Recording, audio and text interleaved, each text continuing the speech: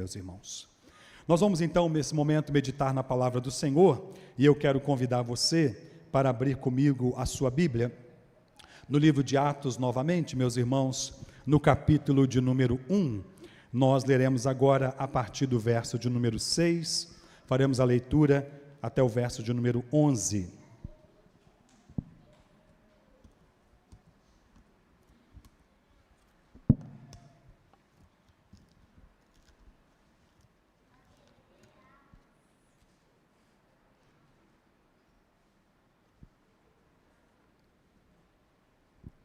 Atos, capítulo 1, meus irmãos, a partir do verso de número 6, leremos até o verso 11.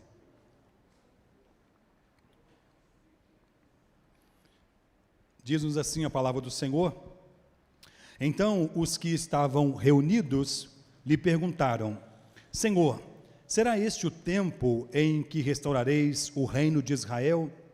Respondeu-lhe: Não vos compete conhecer tempos ou época que o Pai reservou pela sua exclusiva autoridade, mas recebereis poder ao descer sobre vós o Espírito Santo, e sereis minhas testemunhas, tanto em Jerusalém como em toda a Judéia e Samaria e até os confins da terra.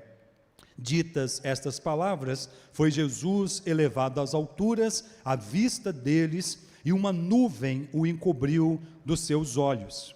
E estando eles com os olhos fitos no céu, enquanto Jesus subia, eis que 2 varões vestidos de branco se puseram ao lado deles e lhes disseram: Varões galileus, por que estáis olhando para as alturas? Esse Jesus, que dentre vós foi assunto aos céus, virá do modo como vistes subir. Oremos mais uma vez. Senhor, a tua palavra foi lida e nós, o teu povo, estamos aqui prontos para te ouvir. Por isso pedimos, fale ao nosso coração, edifica-nos para o louvor da tua glória, e em nome de Jesus. Amém. A igreja deve sair da sua zona de conforto e cumprir a sua missão, baseado no poder e na autoridade do nome de Jesus. Temos uma missão, meus irmãos, temos um propósito pelo qual nós existimos. Não estamos aqui apenas para nos reunirmos domingo após domingo, semanalmente, terças ou quintas, umas após as outras, mas fomos comprados pelo sangue de Jesus, lavados e remidos pelo precioso sangue de Jesus, para um propósito nesta terra. Temos uma missão a cumprir aqui nessa terra, e não podemos, meus irmãos, nos acomodar, não podemos nos acovardar, não podemos temer, mas devemos a cada dia sair da nossa zona de conforto e cumprir a nossa missão no poder do Espírito Santo e no nome de Jesus. Nós vamos olhar para esse texto, meus irmãos, para que possamos meditar aí sobre esse tema, a missão da igreja no mundo. O que está acontecendo aqui, que Lucas registra, o autor desse livro que nós estamos lendo é Lucas, o mesmo autor do 3º evangelho. Lucas, um grande historiador, um homem que debruçou-se sobre a história para trazer a Teófilo um relato fiel de todas as coisas que foram ou que aconteceram desde que Cristo se fez carne, habitou nesse mundo, o seu andar por aqui, pregando o evangelho do reino, a sua morte na cruz do Calvário, a sua ressurreição, e agora aqui, como nós estamos vendo no livro de Atos, a sua ascensão. Lucas foi um grande historiador e um grande evangelista, que escreveu Atos dos Apóstolos, possivelmente aí por volta do ano 62 a 64 antes de Cristo. E escreve, meus irmãos, esse livro com o propósito de mostrar o movimento da igreja, O que estaria acontecendo ou o que haveria de acontecer com a igreja do primeiro século? Aqui no livro de Atos nós temos o nascimento, o desenvolvimento e o progresso da igreja, o começo da igreja, o chamado para que nós pudéssemos, ou para que os cristãos do primeiro século pudessem exercer como igreja do Senhor, e também o desenvolvimento, como esta igreja vai desenvolver-se, crescer-se, multiplicar, avançar com a obra missionária e alcançar, todos os cantos da terra, como diz aqui no versículo 8, ser testemunha, tanto em Jerusalém, Judéia, Samaria e até os confins da terra. E o progresso desta igreja, Atos dos Apóstolos, trata basicamente disso. Esse livro é chamado de Atos dos Apóstolos, mas bem poderia ser chamado Atos do Espírito Santo, porque este é o livro que trata aqui do início ao fim da obra realizada pelo Espírito Santo. Quando Jesus está despedindo-se dos seus discípulos, no Evangelho de João, por exemplo, no capítulo 16, é feito o anúncio do Consolador, a missão do Consolador, do Espírito Santo. Então Jesus promete que o Espírito Santo haveria de vir para consolar a sua igreja, que o Espírito Santo haveria de vir para também investir a sua igreja do poder para dar continuidade à missão, aquilo que Cristo começou lá no Evangelho de Mateus, no capítulo 4 e no verso 23, o evangelista Mateus diz que Jesus andou por toda a terra pregando o Evangelho do Reino. E Jesus pregou o Evangelho do Reino, realizou sinais, maravilhas, para se então mostrar aos seus discípulos, os seus apóstolos, os seus seguidores, o que eles deveriam fazer. A mesma missão que Cristo exerceu aqui nessa terra, os apóstolos, os discípulos e a igreja de todos os tempos também deve exercer. O que está acontecendo aqui, o contexto é também o mesmo lá do último capítulo do Evangelho de Lucas, que é o capítulo 24, que descreve, meus irmãos, a ressurreição de Jesus. Estamos vivenciando aqui, historicamente, não mais um momento de humilhação, mas um momento de exaltação de Cristo. Cristo humilhou-se ao ponto de ser reconhecido em figura humana. Cristo humilhou-se ao ponto de sofrer a morte e morte de cruz. Cristo humilhou-se ao ponto de ser sepultado, mas a morte não pôde detê-lo.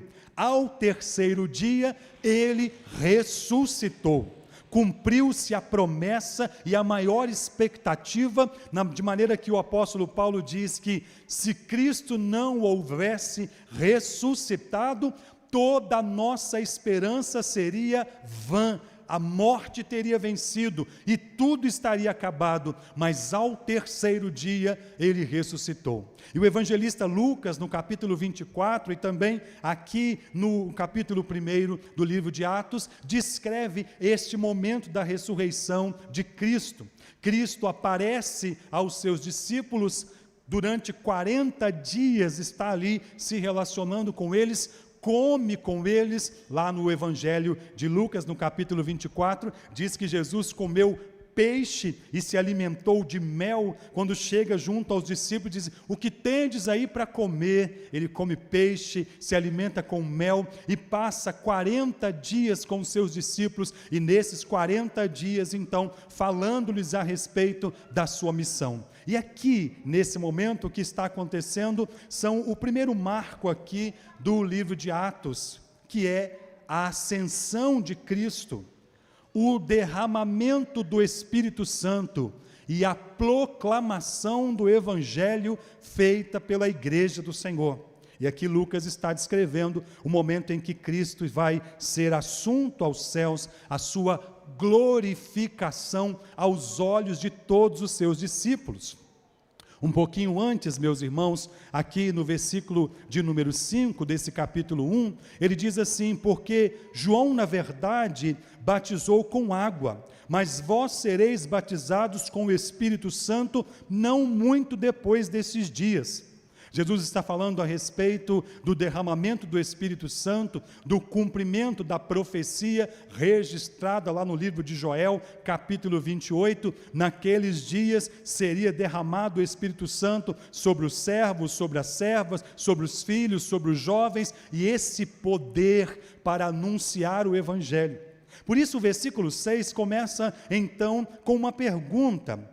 Então todos os que estavam reunidos, e o evangelista Lucas aqui nos dá lá no seu evangelho, onde o entendimento de onde eles estavam reunidos, no Monte das Oliveiras, cerca aí de 1.100 metros aqui de Jerusalém, porque depois eles vão voltar para Jerusalém, depois desse momento da assunção de Cristo, vão se reunir numa sala do templo, vão ficar ali em oração, e vai acontecer lá o derramamento do Espírito Santo, mas eles estão no Monte das Oliveiras. E ali naquele lugar, diz aqui o versículo 6, então os que estavam reunidos lhe perguntaram: será este o tempo em que restaurareis o reino de Israel?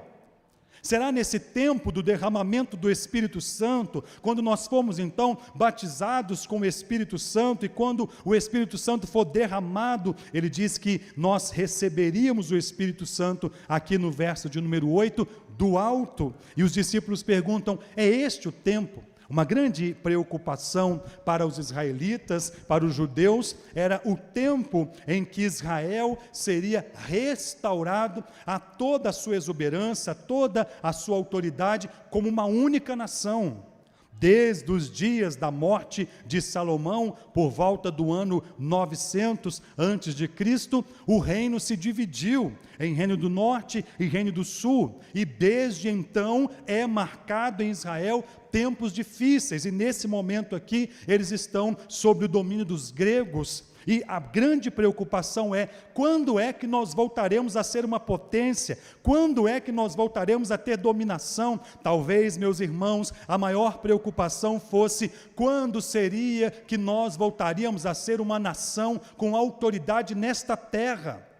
Mas Jesus, em outro momento, já havia dito que o seu reino não é deste mundo. A grande preocupação de Jesus não é que a igreja tenha total poder neste mundo. A grande preocupação de Jesus não é que Israel seja a nação restaurada como mais poderosa de toda a terra, mas a grande preocupação de Jesus é com o reino espiritual, é com a proclamação do Evangelho, é com o anúncio da palavra de salvação, de maneira que não a terra, mas o céu possa ser povoado. Homens de toda tribo, língua, raça e nação possam proclamar Jesus Cristo como Senhor e Salvador da sua vida, nos moldes daquilo que temos lá em Efésios capítulo 2, possivelmente versículo de número 11, e lhe foi dado um nome que está acima de todo nome, para que ao nome de Jesus se dobre todo joelho no céu, na terra e embaixo da terra.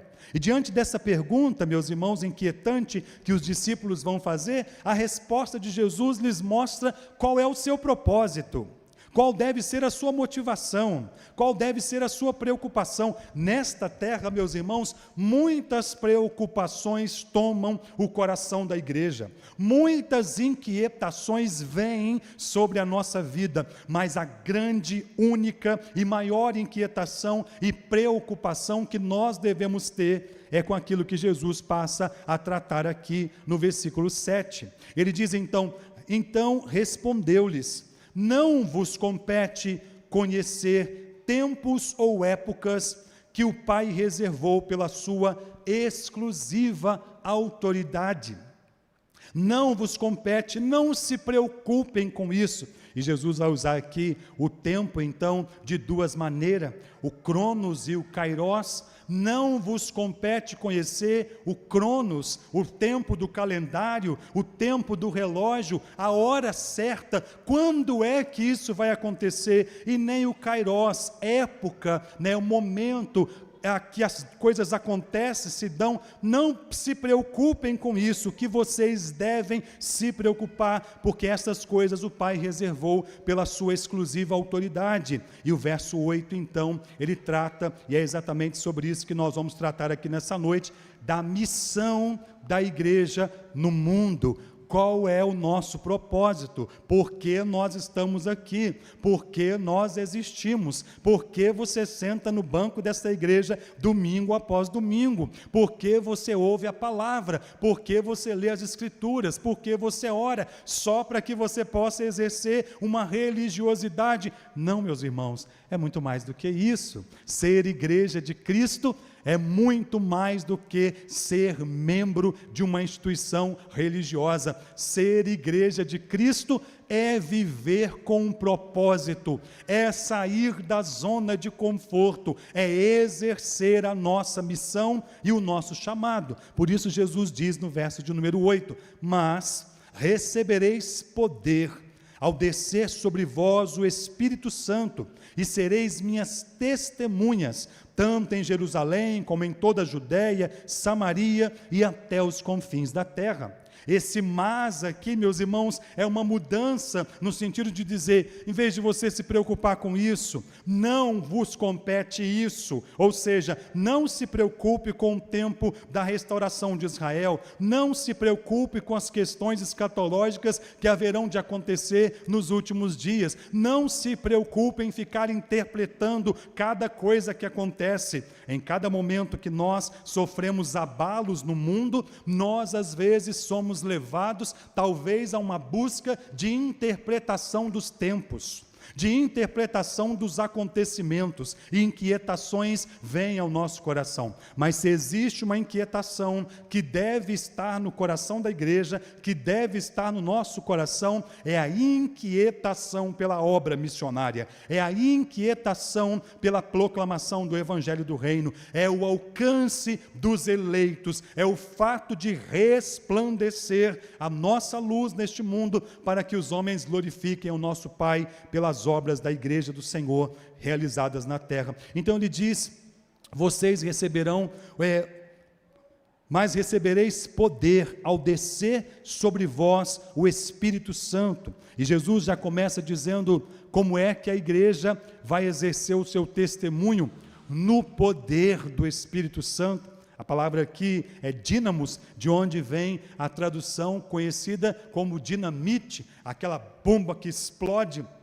A ideia da igreja como sendo um poder do Espírito Santo para que nós possamos por todo o mundo levar o alcance do Evangelho, uma explosão de salvação, uma explosão da graça de Deus, uma explosão da missão do Senhor nos quatro cantos da terra. Recebereis poder ao descer sobre vós. A ideia de descer aqui o Espírito Santo como esse poder que vem do alto.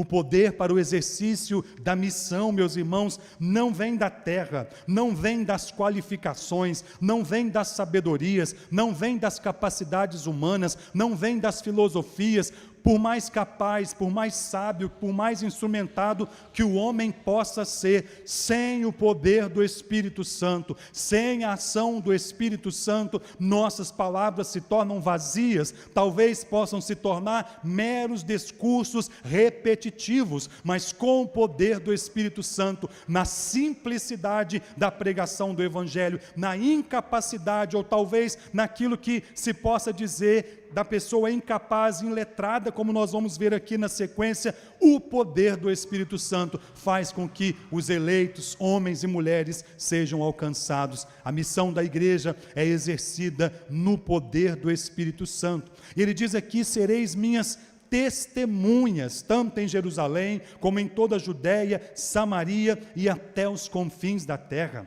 A palavra testemunha aqui é mártir, de onde vêm os mártires. Lutero certa vez diz que o sangue dos mártires se constitui a semente do Evangelho. A ideia do martírio, a ideia do sofrimento. Ser uma testemunha de Cristo, meus irmãos, é estar disposto a sofrer.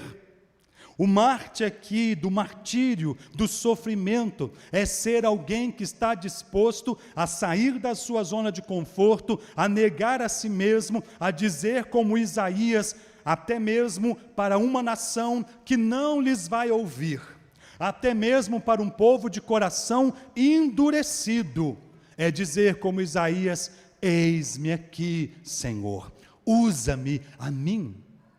Para que nós possamos ser testemunhas de Cristo, nós precisamos estar dispostos a tudo por amor ao Senhor. Precisamos entender, meus irmãos, o propósito da nossa vida e o que é mais importante na existência da igreja, mais do que uma religiosidade. Somos homens e mulheres de Deus que temos uma missão na terra, e a missão é, no poder do Espírito Santo, ser testemunha de Cristo nos 4 cantos da terra. E aqui Jesus fala sobre o alcance da missão, a missão que deveria ser espalhada por toda a terra: Jerusalém, Samaria, Judéia e até os confins do mundo. A igreja é chamada para espalhar a semente do Evangelho por onde estiver. É lá no Evangelho de Mateus, no capítulo 28, quando o evangelista Mateus também trata a respeito da ressurreição de Cristo, e ele diz, quando Cristo reúne-se com os seus discípulos, ele diz: todo poder e autoridade me foi dado. Então, no poder e na autoridade de Cristo, Cristo comissiona os seus discípulos e, por conseguinte, comissiona-nos a nós. Ide por todo o mundo, pregai o Evangelho a toda criatura, batizando-os em nome do Pai, do Filho e do Espírito Santo, e ensinando-lhes a guardar todas as coisas que eu vos tenho ordenado. E faz uma promessa encorajadora e que traz segurança para a igreja: eis que estou convosco todos os dias até a consumação dos séculos. No exercício da missão, a igreja não está sozinha. O Senhor da igreja está conosco. O Cristo que morreu, ressuscitou ao 3º dia, subiu aos céus, assentou-se à destra de Deus Pai, é o Cristo que está conosco, e por isso nós somos encorajados, meus irmãos, à proclamação do Evangelho. E aqui, no exercício então desta missão, nós vemos o poder do Espírito Santo. Primeiro, o chamado que vemos aí, mas no capítulo 2, nós temos a descrição e o acontecimento aqui desta profecia. Jesus diz para os seus discípulos: ficai em Jerusalém, até que do alto vocês sejam revestidos de poder.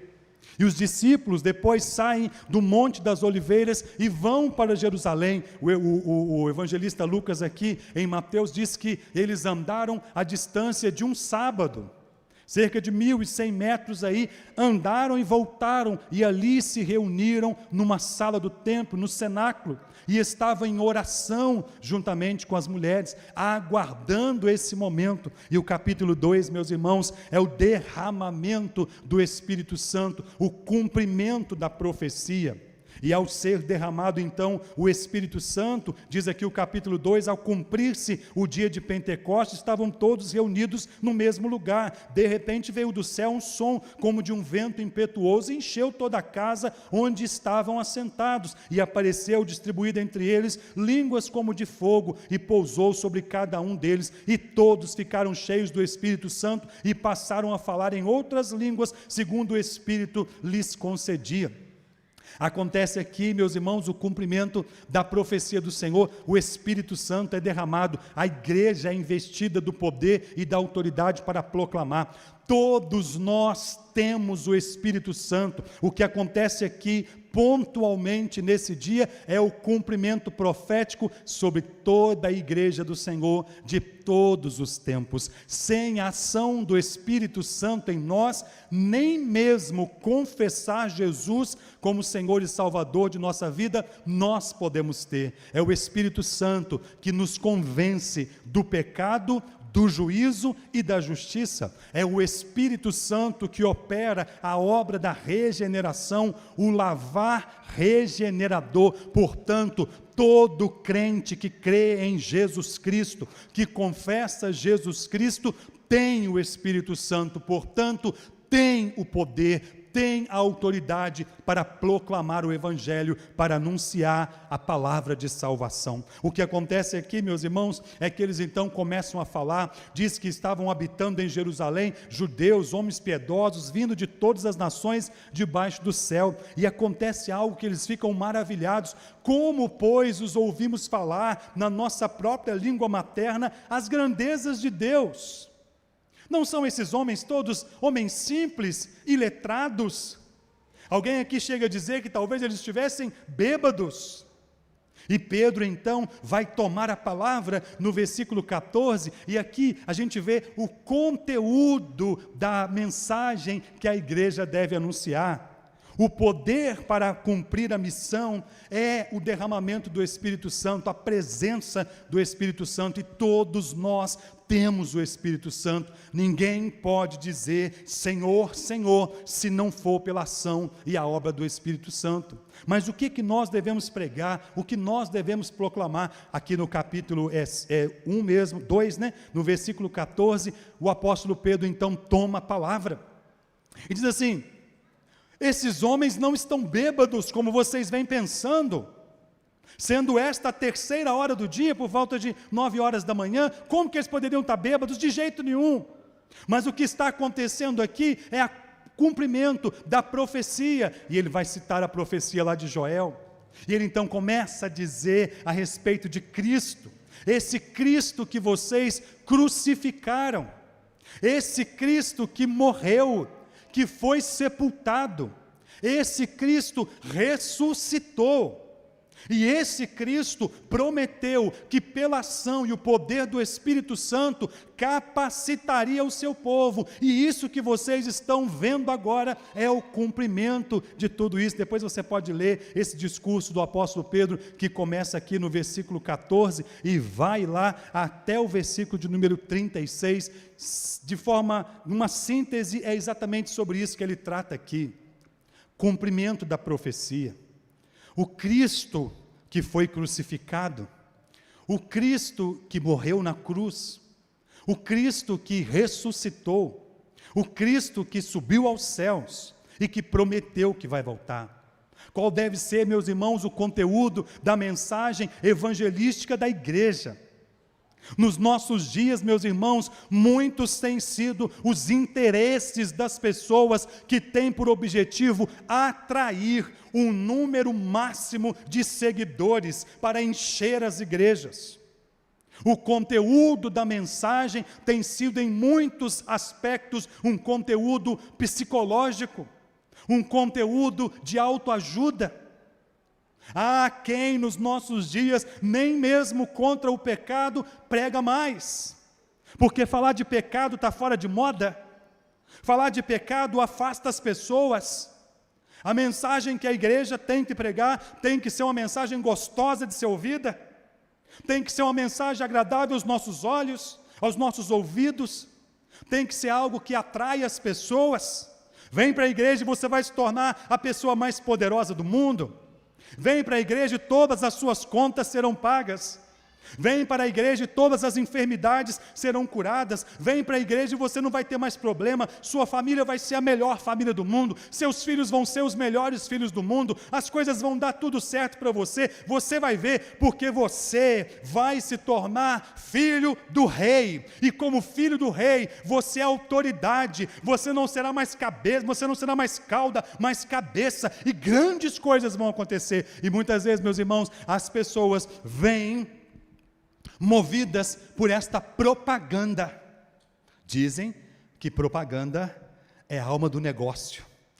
Quando o evangelho, ou a anunciação do Evangelho se torna um negócio, tudo que a igreja faz é investir em propaganda.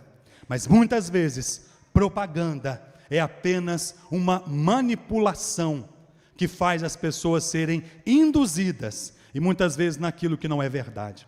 O que Jesus Cristo disse: no mundo vocês vão ter aflições. O Filho do Homem não tinha nem onde reclinar sua cabeça. O que Jesus Cristo promete para nós, meus irmãos, não é vida de plena paz e tranquilidade e sucesso na terra. O que Jesus promete para nós é uma nova vida no céu, aonde não haverá pranto, não haverá dor, e toda lágrima será enxuta, porque todas as primeiras coisas já terão passado. A igreja precisa proclamar um Cristo que morreu pelos nossos pecados, um Cristo que ressuscitou ao terceiro dia para a nossa justificação, um Cristo que subiu aos céus, assentou-se à destra de Deus Pai e prometeu que vai voltar, e Ele virá, e quando Ele vier, nos levará para estarmos com Ele, para que onde Ele está, estejamos nós também. Tudo que passar disso, meus irmãos, é ilusão momentânea e passageira. O conteúdo da mensagem que a igreja precisa anunciar, precisa passar pela cruz, porque a cruz de Cristo, a morte de Cristo, nada mais é do que a substituição da nossa própria morte. O pecado trouxe e traz morte, e só é possível ter vida em Cristo. Ele é o único que pode dar-nos nova vida. A mensagem da igreja precisa passar pela ressurreição, porque a ressurreição de Cristo é, meus irmãos, de modo mais claro e objetivo, a ressurreição de toda a igreja para uma nova vida, de maneira que o apóstolo Paulo diz que Ele é as primícias de todo aquele que dorme. Em Cristo nós ressuscitamos para uma nova vida. Sem Cristo o homem permanece na morte, no pecado, na escravidão e condenado ao inferno, mas em Cristo e somente no nome de Cristo é possível viver uma nova vida, uma nova experiência, tornar-se um novo homem. A igreja precisa proclamar a maior esperança de todos, ou de todas, como o apóstolo Paulo diz: nem olhos viram, nem ouvidos ouviram, nem jamais penetrou em coração humano aquilo que Deus tem reservado para aqueles que o amam.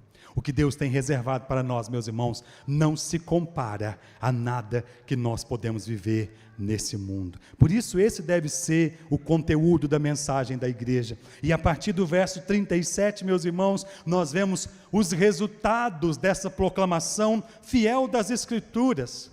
Não uma mensagem de autoajuda, não um carinho como alguém que quer falar algo gostoso para ser ouvido, mas a mensagem aqui do apóstolo Pedro foi confrontadora, alinhadora. Vocês precisam alinhar para entender qual é o caminho e para onde vocês estão indo. E o resultado disso aqui, meus irmãos, o verso 37, ouvindo eles essas coisas, compungiu-se-lhe o coração e perguntaram a Pedro e os demais apóstolos: o que faremos, irmãos? A mensagem da igreja precisa causar esse desespero em quem está ouvindo. Jonathan Edwards pregou no século XVIII um dos sermões mais conhecidos, Pecadores nas mãos de um Deus irado.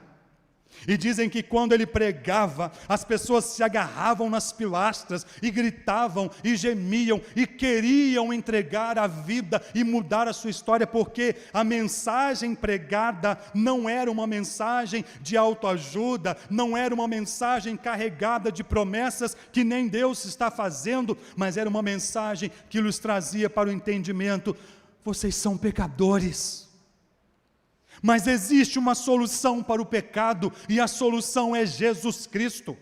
Existe nova vida, e a nova vida é Jesus Cristo. Então aqui, esses irmãos ouviram isso: o que faremos, irmãos?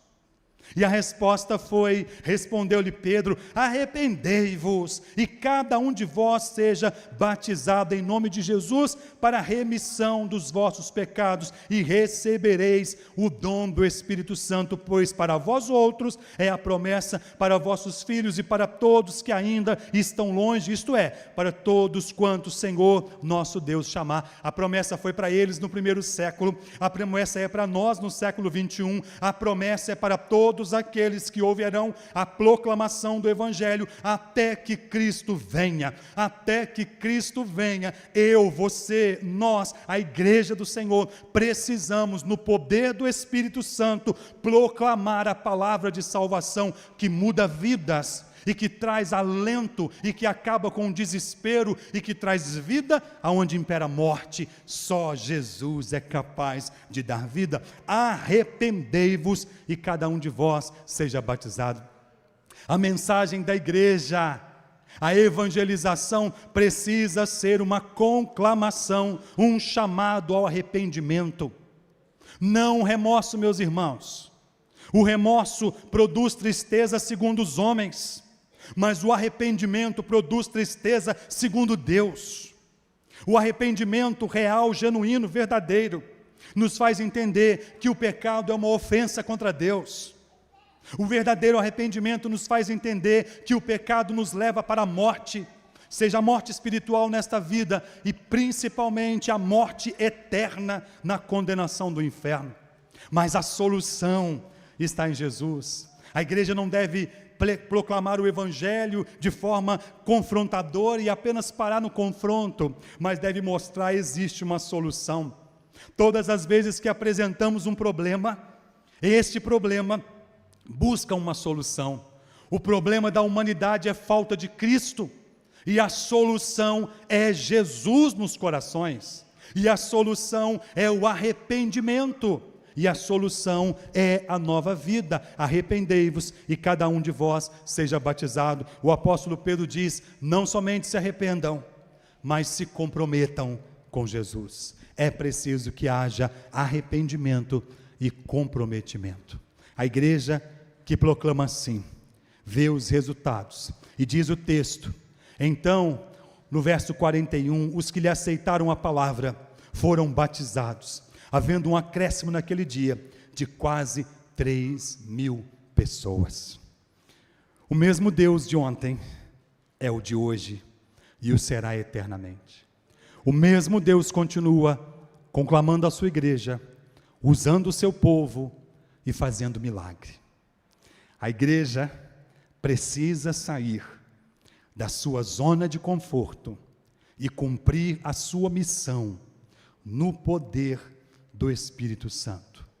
Nós precisamos receber essa autoridade e temos ela presente em nós. Não estamos sozinhos. O Espírito Santo nos capacita para proclamar o Evangelho. Apenas diga como Isaías disse: eu quero ser usado pelo Senhor.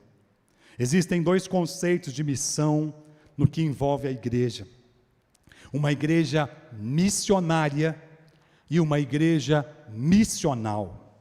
Uma igreja missionária é aquela que cuida da missão, muitas vezes enviando pessoas para campos longínquos para a proclamação do Evangelho. Uma igreja missional é aquela que prega o Evangelho onde está. Uma igreja missional é aquela que resplandece a sua luz onde está. Dentro da sua casa, seja uma igreja missional. No seu trabalho, seja uma igreja missional. Na sua vizinhança, seja uma igreja missional. Onde quer que Deus tenha te chamado, brilhe a sua luz, para que os homens vejam as suas boas obras e glorifiquem o nosso Pai que está no céu. Sejamos, portanto, meus irmãos, uma igreja missional. Preguemos o conteúdo do verdadeiro Evangelho, não falando aquilo que as pessoas gostam de ouvir ou querem ouvir, mas falemos aquilo que elas precisam ouvir, que necessitam ouvir. e que a proclamação do Evangelho seja feita como uma espada de dois gumes, cortantes para todos os lados, que ao pregar o Evangelho, você se escute pregando a palavra, ao chamar pessoas ao arrependimento e nova vida, que você vivencie a cada dia o arrependimento e a nova vida. Que eu e você sejamos uma igreja que proclama Jesus Cristo. A nossa missão no mundo é, no poder do Espírito Santo, proclamar o Evangelho que muda vidas, chamando homens e mulheres ao arrependimento e ao compromisso com Deus. Que nós tenhamos êxito nessa missão e que nós possamos ser instrumentos de Deus, onde quer que nós estivermos, porque só assim cumpriremos o nosso propósito de sermos igreja do Senhor. Que Deus nos ajude, meus irmãos, em nome de Jesus. Vamos orar? Senhor, a Tua palavra é lâmpada para os nossos pés e é luz para o nosso caminho. A Tua palavra, Deus, transforma vidas, muda histórias, e nós queremos, ó Pai, pedir ao Senhor que nos dê a cada dia esse poder para, em nome de Jesus, proclamarmos o Evangelho com coragem, com autoridade, anunciando o verdadeiro Evangelho, que demonstra o pecado, que fala da cruz de Cristo, que fala da morte substitutiva, que fala da ressurreição, que fala da ascensão de Cristo e que fala da promessa da segunda vinda do Senhor, o dia do juízo, o dia em que toda a nossa esperança estará concretizada, e que homens e mulheres, e que nós, e que todos aqueles que ouvem a palavra, possam ser conduzidos ao arrependimento e ao compromisso com o Senhor. Arrependei-vos e cada um de vós seja batizado para a remissão dos vossos pecados. Que vejamos isso acontecer, Deus, para a glória do Teu nome e em nome de Jesus. Amém, Senhor. Glória a Deus.